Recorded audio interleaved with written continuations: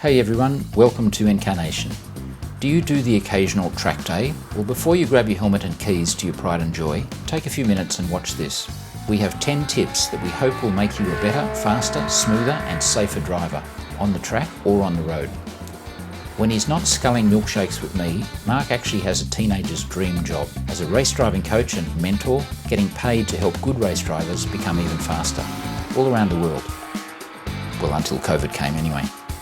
So I thought I'd pop into Sydney Motorsport Park today and see what he's up to. Look what I found, no surprise.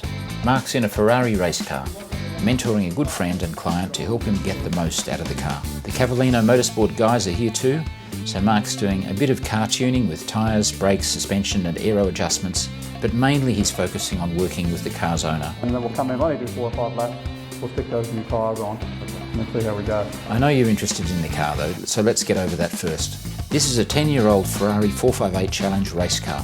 The factory made about 150 of them, there's probably about 100 left worldwide, all left-hand drive. Not a lot done to the motor, apart from the very noisy exhaust. 600 horsepower, normally aspirated V8, paddle shift 7-speed gearbox, wings, slicks, lots of carbon fibre panels, polycarbonate windows and windscreen. But despite adding air jacks and the big roll cage, it's still super light at just 1,256 kilos, which is about 300 kilos lighter than the base 458 Italia.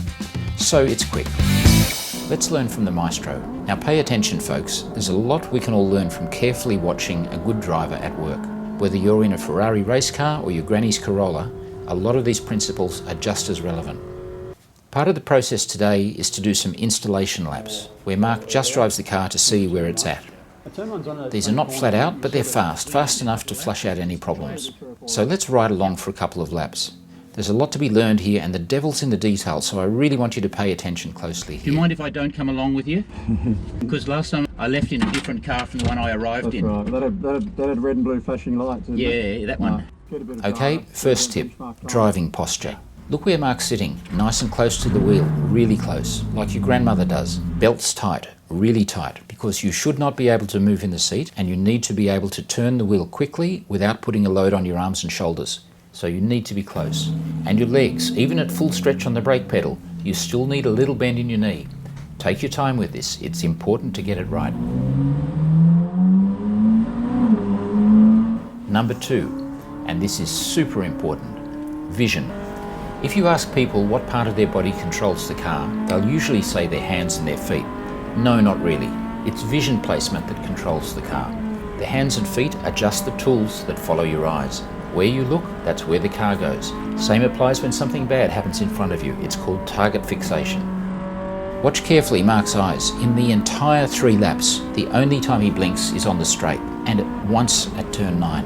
In the entire 5-minute clip, he blinks 7 times. That is just weird. That tells you how much he's concentrating. Notice how he turns his head in the tight corners, and notice how his eye line never drops. He's always looking up, level with the horizon, so he can see as far up the road as possible. You don't need to be looking at the corner apex in front of you, that's ancient history. You need to train yourself to look up. Number 3, smoothness. Notice how even though he's doing 250 clicks, nothing looks rushed. He's like a Zen monk, totally in the zone. Look at the way he feeds in the steering lock as he turns into corners. It's smooth. Even though he's braking and cornering right at the limit of grip, he's doing as little as possible to shock or unbalance the car. Keeping your vision up means you can see things early, and that gives you more time to react, and that means you can react more smoothly. So it comes back to vision, doesn't it? Number 4. On this track, in this car, the hands never move off the wheel, not once. 9 o'clock, 3 o'clock, even though the paddle handles are on the column, not on the wheel. So his hands always tell him where the front wheels are pointing. From the moment he leaves the pits to when he comes back, they have not moved. Notice the light touch on the paddles, the light grip on the wheel, and the relaxed arms and shoulders. Tip number 5, feet. We don't have a camera down there today, but the brake and throttle are not light switches. You don't just turn them on and off. There's a difference between a squeeze and a stab. You squeeze the brake, you squeeze the throttle. Now there's no clutch pedal in this car, so Mark's able to left foot brake, which enables a faster transition from braking to accelerating, and a better ability to control the weight transfer of the car. If you look at any top-line race driver, they can use either foot on the brake with the same sensitivity. Left foot braking is something I need to practice a bit more. Okay, tip number 6, know the right racing line. Sometimes it's quite counterintuitive, so you need to get someone who actually knows the track to give you the pointers. What should feel right sometimes is not right. As a general rule, and I have seen this thousands of times, there's a tendency for newcomers and even quite experienced drivers to turn into corners too early, try to get back on the gas way too early before the car is turned and pointed in the right direction. Keep in mind the goal is to drive the track using the absolute minimum amount of steering lock all the way around. That means using the full width of the track. It sounds obvious. They gave you a nice wide track, so use it. A lot of people don't. Tip number 7. Brakes first, then gears. Approaching a corner, brakes first and hard, then change down while you're still braking hard. On a manual car, this requires all 3 pedals at once. On a racetrack, the brakes are designed to slow the car, not the gearbox. On the road, sure, it's a different story. When I'm instructing, if I say brake and I see a hand drop down onto the gear stick before I feel strong braking, I am not a happy camper. Always brakes first, then gears. Tip number 8, apexes. This is related to the racing line. Making your apex doesn't mean being 2 meters away from it. It means being right on it. But first you have to know exactly where they are, and you might need somebody to show you. Today they have kindly put out blue and white cones for the rookies. If you find that as you get faster you're starting to miss your apexes, you need to change something. You probably need to slow down a bit, which leads to tip number 9, patience. You might think that in a racing car you're either full on the gas or full on the brake, nothing else. Anything else is wasted time. Wrong. There are many times when you are actually balancing the car, typically when you are trying to get it turned to point in the optimal direction. Sometimes you're just feathering the throttle or easing off the brake to get the car settled or turned. Which leads to the last point, exit speed. It's all about getting out of a corner as fast as possible, not hammering into it as deep as you can like a sales rep in a go-kart at the team building convention. Let's say you save 3/10 by demon braking deep into a corner, but you end up with a little bit of understeer and it costs you 2/10 on the way out.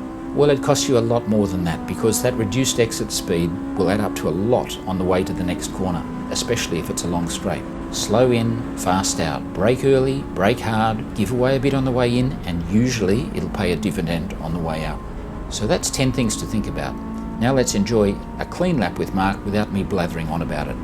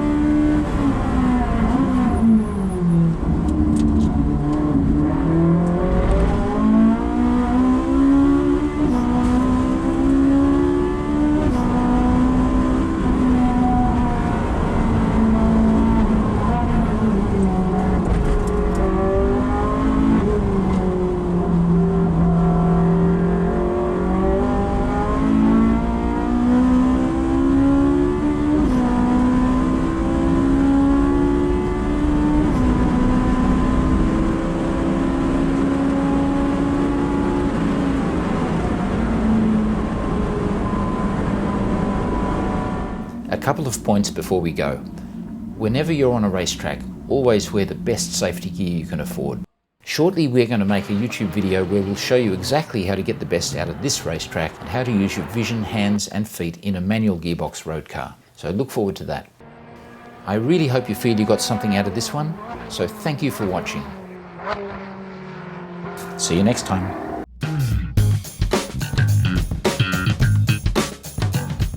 If you like what you see, please share it with your motoring friends. I look forward to seeing you soon.